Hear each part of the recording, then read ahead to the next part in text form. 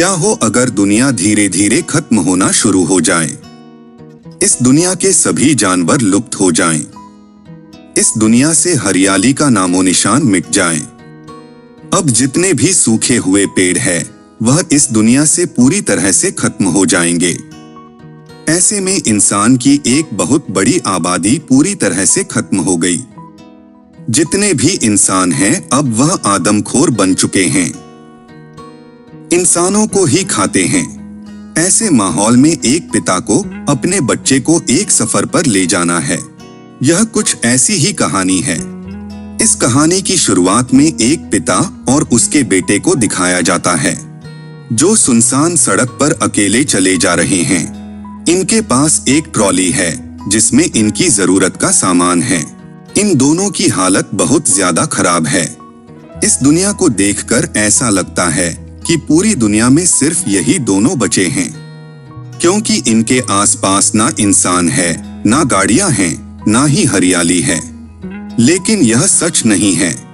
इस दुनिया में ऐसे लोग भी हैं जो आदमखोर हैं, यानी जो इंसानों को खा जाते हैं, क्योंकि धरती पर अब कोई फसल नहीं होती, कोई जानवर नहीं बचा है। इसलिए इंसान को अपने आप को बचाने के लिए दूसरों को खाना पड़ता है। जो लोग ऐसा नहीं कर पाए, या तो वह भूख से मर गए या उन्हें अपनी जान देनी पड़ी। सड़क पर जॉन और उसका बेटा एक सफर पर है। इन्हें अपने आप को आदमखोर लोगों से बचाना है। साथ ही साथ अब दुनिया में ठंड बहुत ज्यादा है, इसलिए हमेशा इन्हें गर्म कपड़े पहनकर रखने पड़ते हैं। जॉन रास्ते में अपने बेटे के साथ एक जगह रुक जाता है। जॉन के पास रिवॉल्वर है जिसमें 2 गोलियां हैं। वह अपने बेटे से पूछता है कि तुम्हें याद है ना इसे कैसे चलाना है।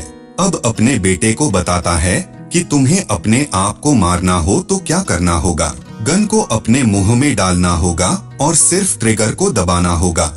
इससे तुम्हारी जान चली जाएगी। इसके बाद वह अपने बेटे को अपने गले से लगा लेता है। जॉन गाड़ी में एक दिन अपने बेटे के साथ सो रहा होता है। तभी उसे एक गाड़ी की आवाज आती है। वह देखता है कि सामने से ट्रक आ रहा है, जिसमें बहुत सारे लोग हैं। सबके पास हथियार है। जॉन अपने बेटे के साथ ढलान के नीचे छुप जाता है। तभी इन लोगों का ट्रक खराब हो जाता है। इन्हीं लोगों में से एक आदमी उस जगह पर जाता है जहां पर जॉन अपने बेटे के साथ छुपा हुआ है। वह जॉन और उसके बेटे को देख लेता है। जॉन उस आदमी के ऊपर गन तान देता है। वह कहता है कि अगर तुमने पीछे मुड़कर देखा तो मैं तुम्हें गोली मार दूंगा। जॉन उससे पूछता है कि तुम खाते क्या हो। वह आदमी बोलता है कि हमें जो भी मिल जाए हम उसे खा जाते हैं। इसका मतलब यह है कि यह आदमखोर है। वह आदमी बोलता है कि तुम्हें देखकर ऐसा लगता है कि तुमने कभी किसी इंसान को नहीं मारा। जॉन कहता है कि हाँ, लेकिन मैं अपने बेटे के लिए किसी को भी मार सकता हूँ। वह आदमी बार बार जॉन के बेटे को देख रहा होता है। तभी वह अपनी जेब से चाकू निकालकर जॉन के बेटे की गर्दन पर रख देता है। जॉन कहता है कि मेरे बेटे को छोड़ दो, लेकिन वह उसके बेटे को नहीं छोड़ना चाहता है। जॉन उस रिवॉल्वर से उस आदमी को शूट कर देता है। गोली की आवाज सुनकर उस आदमी के जितने भी साथी होते हैं दौड़कर उधर जाते हैं, लेकिन जॉन अपने बेटे को कंधे पर उठाकर भागना शुरू करता है। वह एक जगह छुप जाता है, जिससे वह उन आदमियों से बच जाता है। जॉन अपने बेटे को कहता है कि तुम चिंता मत करो, मैं तुम्हारी सुरक्षा करूंगा। हालांकि जॉन अपने बेटे को मारने की कोशिश भी करता है, लेकिन उसके अंदर इतनी हिम्मत नहीं है कि वह अपने मासूम बेटे को मार सके। वह अपने आप को कब का मार देता। ऐसी दुनिया में जो नर्क से भी बदतर है, कोई भी इंसान नहीं जीना चाहता। वह जिंदा है तो सिर्फ अपने बेटे के लिए। जॉन और उसका बेटा वहीं पर छुपकर काफी देर तक इंतजार करते हैं। इसके बाद वह उसी गाड़ी के पास आते हैं जहां पर उन्होंने रात बिताई थी, क्योंकि उनकी ट्रॉली भी वहां पर थी। लेकिन इनका सारा सामान वह लोग यहाँ से ले जा चुके होते हैं। अब इनके पास कुछ भी नहीं है, क्योंकि उसी ट्रॉली में इनका बचा खुचा खाने का सामान भी था। दोनों वहां से आगे जाते हैं। आज रात इन्हें यहीं पर गुजारनी होगी। अगली सुबह जॉन उठता है। उसके पास एक अंगूठी होती है। उसे अपनी पत्नी की याद आती है। उसे वह दिन याद आता है जब जॉन का बेटा पैदा हुआ था। यह वह वक्त था जब धरती खत्म होना शुरू हुई थी। दरअसल धरती के सतह पर बहुत सारे बदलाव आए थे, इसीलिए धरती पर जानवर बढ़ना शुरू हो गए। धीरे धीरे फसलें खत्म हो गई। इंसान एक दूसरे को मारकर खाने लगे। लेकिन जॉन का परिवार ऐसा नहीं करना चाहता। इनके पास जो बचा खुचा खाना था उसी के सहारे यह लोग जिंदगी जी रहे थे, एक उम्मीद के साथ कि कभी ना कभी यह सब कुछ ठीक हो जाएगा। लेकिन धीरे धीरे वक्त बीता। जब जॉन का बेटा बड़ा हो गया, एक दिन जब जॉन के घर में एक आदमी इन सब को मारने के लिए आया तो जॉन ने उसे गोली मार दी। दरअसल इनके पास 3 गोलियां थी, लेकिन अब इनके पास 2 गोलियां बचती हैं। जॉन की पत्नी कहती है कि हम सबको अपने आप को खत्म कर देना चाहिए था, क्योंकि आज नहीं तो कल वह लोग हमारे घर के अंदर घुस जाएंगे, तुम्हारी आंखों के सामने मेरा और मेरे बच्चे को मार देंगे और इसके बाद हमें खा जाएंगे। जॉन कहता है कि नहीं, हमें जीना होगा। लेकिन जॉन की पत्नी जानती है कि यह पॉसिबल नहीं है, इसलिए वह जॉन को कहती है कि तुम्हें हमारे बेटे को साउथ ले जाना होगा। दरअसल इन्होंने सुना होता है कि साउथ में अभी भी एक ऐसी बस्ती है जहां पर इंसान रहते हैं, जहां पर इंसान सुरक्षित हैं। लेकिन प्रॉब्लम यह होती है कि इनके पास इतना राशन नहीं होता कि तीनों उस सफर पर निकल सके। इसीलिए जॉन की पत्नी उसे गन देती है। वह कहती है कि मैं तुम्हारे साथ नहीं जा सकती। अगर कोई मुसीबत आए तो तुम दोनों अपने आप को गोली से मार लेना। वह अपना गरम कोट और अपनी टोपी उतार देती है। दरअसल यहाँ पर बहुत ज्यादा ठंड होती है। वह अपनी जान देना चाहती है। जॉन उससे बहुत रिक्वेस्ट करता है। वह कहता है कि एक रात और रुक जाओ, क्योंकि वह अपनी पत्नी के साथ एक और रात गुजारना चाहता है। जॉन की पत्नी कहती है कि नहीं, अब यह पॉसिबल नहीं है। वह जंगल में अंधेरे में ही अपने गर्म कपड़े को घर में छोड़कर निकल जाती है, यानी कि उसने अपनी जान दे दी। जॉन इतना मजबूर था कि वह चाहकर भी अपनी पत्नी की मदद नहीं कर पाया। कहानी वापस प्रेजेंट में आती है। जॉन और उसका बेटा अपना आगे का सफर तय करते हैं। इन्हें किसी भी कीमत पर साउथ तक पहुंचना होगा ताकि यह वहां पर आसरा ले सके। अब रास्ते में इन्हें एक घर दिखता है। जॉन और उसका बेटा उस घर के अंदर जाते हैं। वहां पर खाने के बर्तन पड़े होते हैं। जॉन को किसी भी कीमत पर खाना चाहिए। तभी वह देखता है कि टेबल के नीचे एक तहखाना है। वह समझ जाता है कि यहाँ पर खाना होगा। यह उस तहखाने का दरवाजा खोलकर नीचे पहुंच जाता है। वह देखता है कि वहां पर बहुत सारे इंसानों को बंदी बनाकर रखा गया है। जॉन जल्दी से अपने बेटे के साथ ऊपर वापस आ जाता है। इससे पहले कि दोनों घर से बाहर निकलते, बाहर वे लोग रहते हैं जिनका यह घर है। इन सब के पास बंदूकें होती है। जॉन और उसका बेटा ऊपर चले जाते हैं। जॉन जानता है कि अगर हम लोग इन आदमखोर लोगों के हाथ लग गए तो उनका क्या हश्र होगा। जॉन अपने बेटे के सिर पर गन तान देता है, क्योंकि वह उसको एक अच्छी मौत देना चाहता है। इससे पहले कि वह अपने बेटे को गोली मारता, तहखाने का दरवाजा ऊपर की तरफ खुलना शुरू हो जाता है। उस घर के जितने भी सदस्य होते हैं सब उस जगह पहुंचना शुरू कर देते हैं। तभी जॉन को मौका मिल जाता है घर से निकलने का। वह झाड़ियों के पीछे छुप जाता है।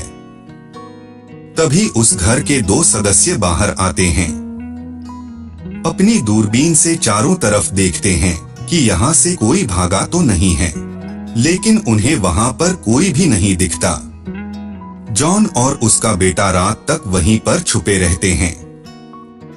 इसके बाद वे लोग वहां से निकलकर एक सुरक्षित जगह पर पहुंच जाते हैं। जॉन की हिम्मत धीरे धीरे जवाब दे रही है, क्योंकि उनका खाना खत्म हो चुका है। जब वे लोग आगे जाते हैं तो उन्हें रास्ते में एक घर दिखता है। जॉन उस घर में खाने की तलाश में जाता है, लेकिन उसे वहां पर खाना नहीं मिलता। घर के पीछे जाता है। जब वह ढक्कन को खोलकर नीचे जाता है, एक छुपा हुआ कमरा होता है जहां पर ढेर सारा खाना होता है, बल्कि यहाँ पर रहने की, खाने की, पीने की हर तरह की सुविधा होती है। यह देखकर जॉन खुश हो जाता है। आज जॉन और उसके बेटे ने कई महीनों के बाद भरपेट खाना खाया है। दोनों यहाँ पर अपने हुलिये को भी ठीक कर लेते हैं। रात को जब यह लोग यहाँ पर होते हैं तो इन्हें एहसास होता है कि ऊपर कोई है। जॉन कहता है कि हमें यहाँ से निकलना होगा, यह जगह सुरक्षित नहीं है। अगली सुबह जॉन और उसका बेटा वहाँ से बहुत सारा खाना लेकर आगे निकल पड़ते हैं। जब वे लोग रास्ते में जा रहे होते हैं तो उन्हें एक आदमी दिखता है। इनकी आवाज सुनकर वह आदमी पीछे पलटता है। वह आदमी कहता है कि तुम मेरा पीछा क्यों कर रहे हो? जॉन कहता है कि हम आपका पीछा नहीं कर रहे हैं। बूढ़ा आदमी कहता है कि मेरे पास तुम्हारे लिए कुछ भी नहीं है। वह अपना बैग जॉन की तरफ फेंक देता है। जॉन कहता है कि हम डकैत नहीं हैं। बूढ़े आदमी की हालत बहुत ज्यादा खराब होती है। जॉन का बेटा कहता है कि क्या हम इसे खाने के लिए कुछ दे दे। हालांकि जॉन शुरू में मना करता है, लेकिन वह उस बूढ़े आदमी को खाना दे देता है। जॉन को विश्वास हो जाता है कि वह बूढ़ा आदमी इनकी तरह एक मुसाफिर है। रात को तीनों डिनर करते हैं। बूढ़ा आदमी कहता है कि जब मैंने तुम्हारे बेटे को देखा तो मुझे लगा कि यह कोई एंजेल है, क्योंकि कई सालों से मैंने किसी बच्चे को नहीं देखा। मेरा भी एक बेटा था जिसे दूसरे लोगों ने मार दिया। सुबह में बूढ़ा आदमी वहां से अकेले ही निकल जाता है। जॉन और उसका बेटा साउथ की तरफ बढ़ना शुरू कर देते हैं। जॉन की अब तबीयत भी खराब होना शुरू हो जाती है, लेकिन वह अपनी आशा नहीं खोता। जब यह समुद्र के पास पहुंचते हैं तो वहां पर समुद्र का रंग नीला नहीं होता बल्कि काला होता है, और ना ही कभी आसमान में सूरज दिखता है। जॉन अपने दूरबीन से समुद्र के अंदर देखता है तो उसे वहां पर एक जहाज दिखती है। जॉन अपने बेटे को रिवॉल्वर देता है। जॉन कहता है कि तुम मेरा यहीं पर इंतजार करना। वह तैरता हुआ समुद्र में जहाज की तरफ निकल पड़ता है। जॉन का बेटा यहाँ पर सो जाता है। तभी यहाँ पर किसी के पैर दिखाए जाते हैं। कुछ देर बाद जब जॉन का बेटा उठता है तो वह देखता है कि उसके चारों तरफ कुछ भी नहीं है। उसका सारा सामान कोई चोरी करके ले गया। जॉन जहाज से वापस आ चुका होता है। उसके पास कुछ सामान होता है जो वह जहाज से लेकर आया होता है। वह देखता है कि इनका सारा सामान चोरी हो चुका है। हालांकि रिवॉल्वर अभी भी जॉन के बेटे के पास है। यहाँ पर जॉन के जूते भी चोरी हो चुके हैं। वह अपने बेटे को कंधे पर उठाता है और उस तरफ भागता है जिस तरफ वह आदमी सामान लेकर भागता है। वह आदमी इन्हें दिख जाता है, जो ट्रॉली में सामान लेकर जा रहा होता है। जॉन को रास्ते में चलते हुए बहुत दर्द हो रहा होता है, क्योंकि उसके पैर में जूते नहीं हैं। लेकिन किसी तरह से वह उस आदमी तक पहुंच जाता है। अपनी बंदूक उस पर तान देता है। उस आदमी के हाथ में भी बंदूक होता है, लेकिन वह डरा हुआ है। जॉन कहता है कि मेरे कपड़े उतारो, मेरे जूते मुझे वापस दो। नहीं तो मैं तुम्हें गोली मार दूंगा। जॉन का बेटा कहता है कि पिताजी ऐसा मत करना। वह आदमी कहता है कि अपने बेटे की बात सुनो। लेकिन जॉन उससे अपना सारा सामान वापस लेना चाहता है। उस आदमी को उसे सब कुछ देना पड़ता है। वह आदमी कहता है कि मैं भूखा हूँ, मैं मर जाऊंगा। लेकिन जॉन उसकी एक बात नहीं सुनता। ट्रॉली लेकर वह वहां से निकल जाता है। जॉन का बेटा अपने पिता से नाराज है। वह कहता है कि हमें उसकी मदद करनी चाहिए। वह डरा हुआ है, उसे खाने की जरूरत है। जॉन अपने बेटे की बात मान जाता है। वह वापस उसी जगह पर जाता है, लेकिन वह आदमी वहां पर नहीं रहता। वह उस आदमी के लिए कपड़े और खाना रखकर आगे निकल जाता है। जब यह लोग एक घर के आगे से निकलते हैं तो इनके ऊपर कोई तीर चलाता है। जॉन और उसका बेटा ट्रॉली के पीछे छुप जाते हैं। लेकिन दूसरा तीर जॉन के पैर पर आकर लगता है। जॉन जब जहाज के अंदर गया था तो वहां से एक फ्लेयर गन लाया था। वह उस गन से खिड़की के अंदर निशाना लगाता है जहां से तीर चल रही है। उसका निशाना बिल्कुल सही जगह पर लगता है। अब जॉन उस घर के अंदर जाता है। वह देखता है कि जिस फ्लेयर गन से उसने निशाना लगाया था वह आदमी मर चुका है। वहां पर एक औरत भी होती है। दरअसल यहाँ पर हर एक इंसान को ऐसा लगता है कि सब उनका पीछा कर रहे हैं, लेकिन ऐसा नहीं होता। जॉन अपने पैर में लगे तीर को निकाल रहा है। लेकिन जॉन की हालत बहुत ज्यादा खराब होती है। उसे चलने में बहुत प्रॉब्लम हो रही होती है।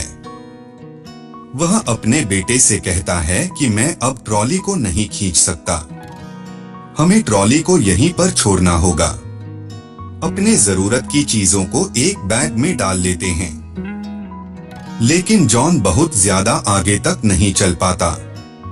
कुछ दूर चलने के बाद वह समुद्र के किनारे एक जगह पर गिर जाता है।